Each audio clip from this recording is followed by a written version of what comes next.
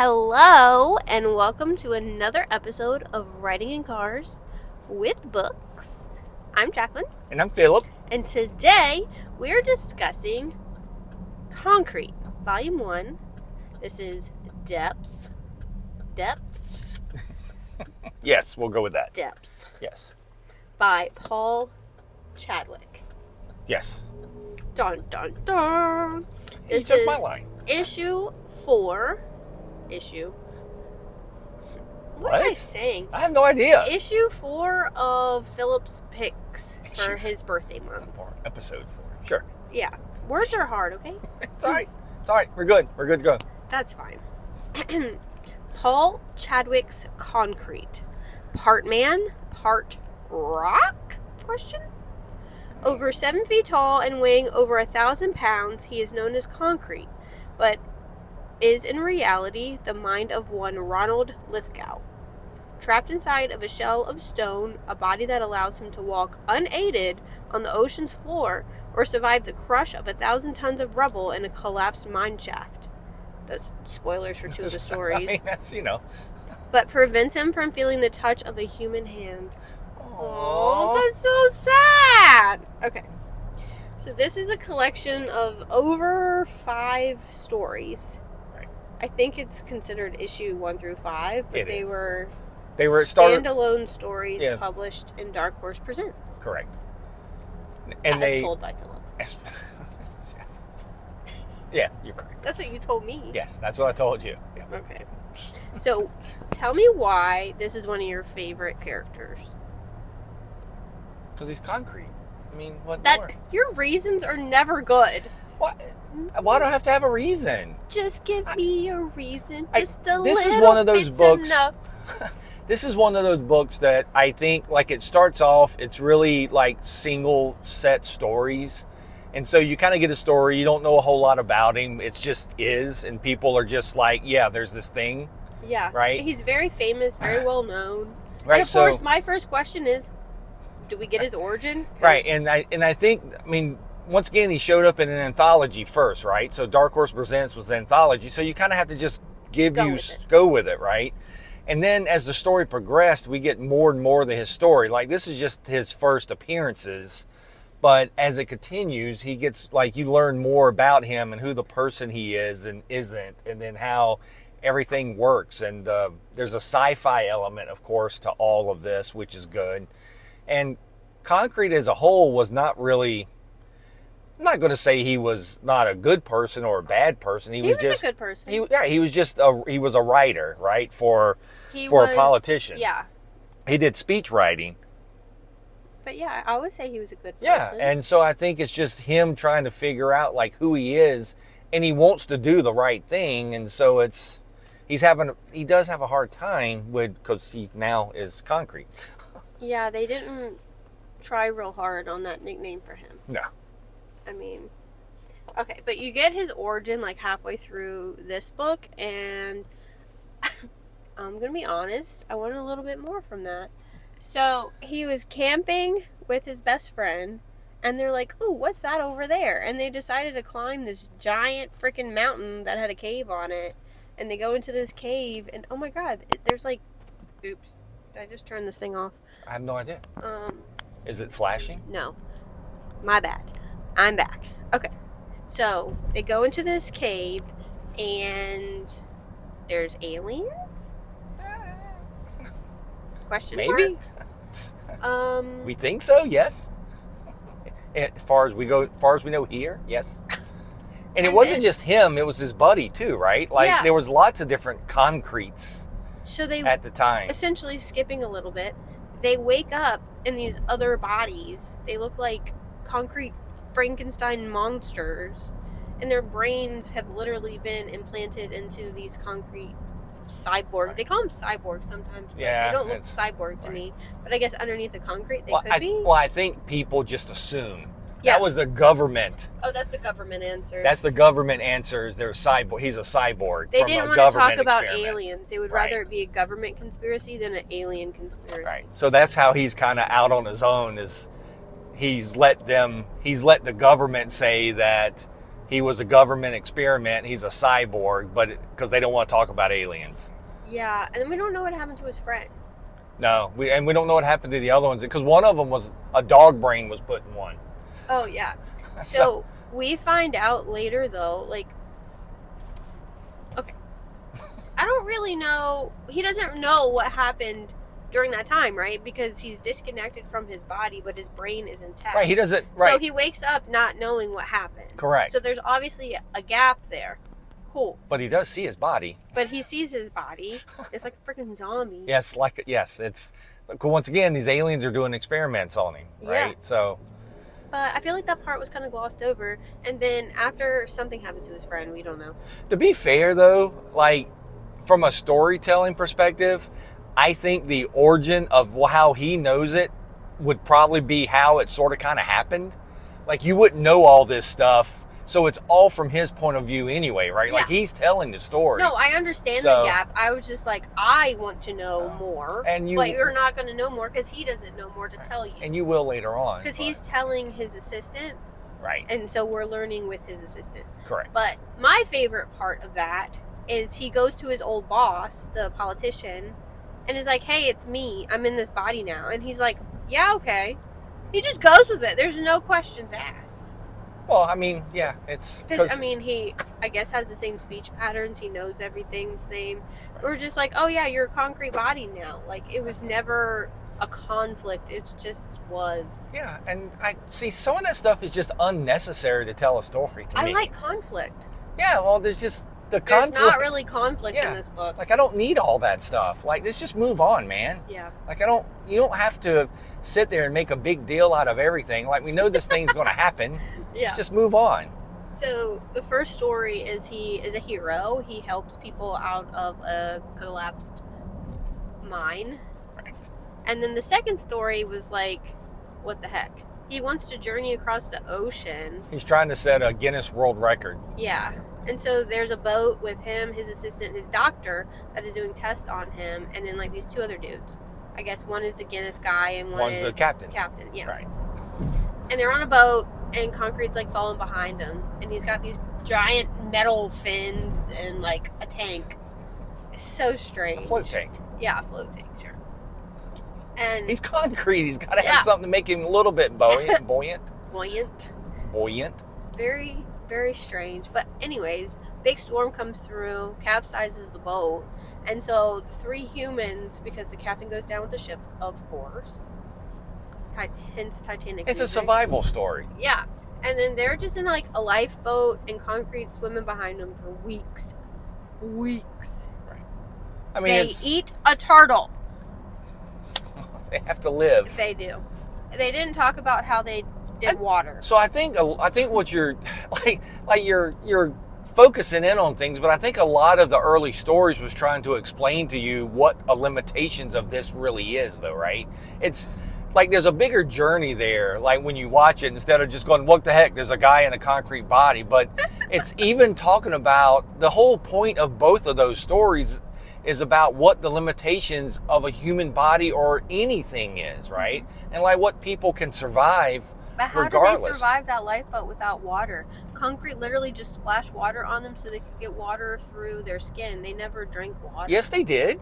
They used what was in the buoyant tank, and then remember, concrete would put the water in his mouth because his internal temperature was boiling. Oh, that was so gross. I forgot. Did you about not that. read the story? No, I did, but I was distracted by them. That's what I'm saying. That's what the story. This whole story is really about survival and what's happening, right? Like it's almost like you missed part of the story. No, I saw a turtle and I got sad.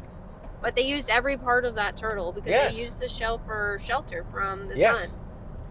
Did they get sun poisoning? Yes. Did you not see all the welts on their body? Yeah, it was gross. Some things you just need in color. So, and then we had the origin. Right. And I don't remember much else. There were shorter stories after that. I think there was just one more story after that, if I remember correctly. There were like little short stories. Yeah, the last story in this book was really a Paul Chadwick that was story, weird. which had nothing to do with concrete. It was just another short story that was in a different book that they put in here because Paul wrote and drew it, of course, like concrete. So, do you ever know like what his inspiration was for making concrete? I am sure. Have you learned that? I am. You've been a fan for years. Yeah, but that would require me to probably read some kind of author's note at some point, and I rarely do that sometimes. I'm sure in here he talks about probably what did it, but this was originally published in 1986, before I was born. And at some point, I am sure that I actually read what his inspiration was, but like it was so long ago that I don't. Okay, and again, I'm going to ask, what is it about concrete that you love as a character? I just told you. His survival? Well, no, I told you. It's about. I mean, it's number one. He's an interesting character in the sense of how he has to adapt to a world around him that isn't built for him. No, I right? Like that. And I love his cinder block chair. Yeah, like he has to figure out how to do this thing while he emerges back into the world. And like you said, he's made of rock now, so he doesn't really feel things like normal people, but he still has his human brain, so he still has those emotions. Oh yeah, I'm pretty sure he's in love with his doctor. Oh, he's absolutely in love with his doctor. Like that's... I would like to learn more about the assistant. He was going through a tough time and applied for this ad on a board at his college and got the job. It was for concrete. Because he can't hold a pen anymore. He needed someone and he can't drive. Write for him and right. Yeah. And then the doctor does like regular tests on him. So do we find out more about like how he's Yes, all that still plays out over time. Okay. Yes. And there's a lot of these. Yes. This is just the beginning. But it was interesting. I just was like, oh my was gosh. it not sad enough for you? No, it wasn't sad enough for me. I mean, other than the turtle, was it just not a depressing enough story for you? Probably not. It was very slice of life. Like I said, not really a lot of internal conflict. He didn't really seem to have internal conflict with his new body. He seemed to adapt pretty quickly. I mean, Or they didn't show that. And I like that type of thing. Yeah, sometimes we just need a story and just move on with life. That's your thing. That's my thing, You'll right? find out what my thing is next month with sadness, apparently. Yeah, lots of sadness. It's not all sad. Okay. One of the books is sci-fi, and you're going to love it, and you're going to be mad that you never read it before. Dear, I'll never be mad that I haven't read something, because I only have 1 million books to read, so. That's true. It's just one of another million. We have so many books to read. But next your all-time favorite. I mean, it was my childhood, yes. Rom or Concrete? Rom the Space Knight is coming up next. Tune in next week to find out which of the 5 of Philip Favorite's books is my new favorite. Or out of the 5. I would suggest people actually pick up any of the books that I've chosen. If you're looking for something and you need like really deep meaning in things, I can give you books for that. But some of these times Midnight Nation. Right. But some of these books are just, and we'll get to that eventually, because I was shocked. This book is just because. It's just because, right? And like you're just learning the characters. There's a sci-fi aspect, how people treat him. Kind of like, there's a group of people who love him. There's a group of people who's all conspiracy theory about him. There's, it's just everything across the board. And I always find that intriguing on how it's handled. And like I said, it's sci-fi. Like I don't need to know how Superman flies. Don't care. Superman flies, right? I question everything. Yeah, we're reading comics and fantasy books, for God's sake. Like, why do you think I don't read fantasy? I question everything. All the books that we're reading for your month is all fantasy. None of them are autobiographies. Yes, because I picked things that you would like. No, you didn't. Yes, I did. Okay, sure. I have favorite things that you would also like. Okay? I don't just read sadness. Okay, and people will tell you On a Sunbeam is not sad. I understand that. I got that it's not sad. The other ones I haven't read yet. It's not about my favorite things like your month is. It's about indie books. Oh, see? I didn't pick my favorites because then they would be sad. Okay, I just assumed that you had already read these and they're your favorites. No, I didn't do the same thing you did. Okay. I didn't do Philip's favorite books month. Or your theme was actually indie superhero, so I guess Rom would be the only. I mean, the Rom that we Rom's read, exception. yeah, it came out from Marvel, but it was at the time it was owned by Parker Brothers. So. But But Rom- Concrete has superhero tendencies because he can do superhuman things. Right, he gets like the mineshaft story. Like he Yeah. gets called to do certain things because other people or other equipment just can't. He can hold his breath, or not hold his breath, but like He can hold his breath hold for his an breath hour for an hour. So or he over was an hour. Yeah, trapped under rubble, and the rubble is made out of things, same thing he's made out of. yeah, he still needs to breathe though. He needs to breathe, but he was holding his breath. He found a way. He found a way. Yep. And he saved a bunch of people's lives. So yeah, Concrete was just a part of a whole long list of characters that was newly created that turned into something larger, and it was just fun to read. and Paul Chadwick hasn't really done anything else. This was his whole, Yeah, I mean, pretty much his whole. we have a career. new Concrete story coming out right now from Dark Horse. Yeah, is it good? Yes, it's very good. There's Is it in color? yes. Oh, thank God. And there's parts of Concrete as it gets on, right? Because it got popular for itself at the time. It kept going, like you said, and there's pieces and parts, especially in the new story, that led up to that in the new story. Because, spoiler alert, there's a baby Concrete. Baby Concrete. Yeah. But this is what it looks like inside. Black and white. He's a giant rock. I'm a giant rock. You know how I envision his voice? Like this. So, who played the Thing? Michael Chiklis?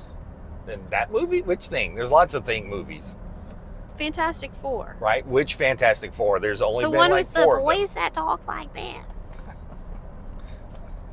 I don't know. I don't. That's what I'm saying. I don't know. I haven't watched any Fantastic Four movies. Then I don't. I can't answer that question. Okay, I just envision him sounding like the guy that I can picture doing that. Okay. Well, you got 4 movies to pick from, so. I haven't seen any of them. Okay. Well, that doesn't help. Maybe the most recent one because I've seen the previews. Sure. I imagine him and the Thing would be really good friends. That could be. To be rock buddies. Yeah, rock buddies. Oh, here's a good picture. Well, did you like it at all? Like, No, I it's mean, fine. was it? It's fine. Okay, It's which fine. means you didn't really like it at all. Just say that. It's fine for you not to like stuff. Fine.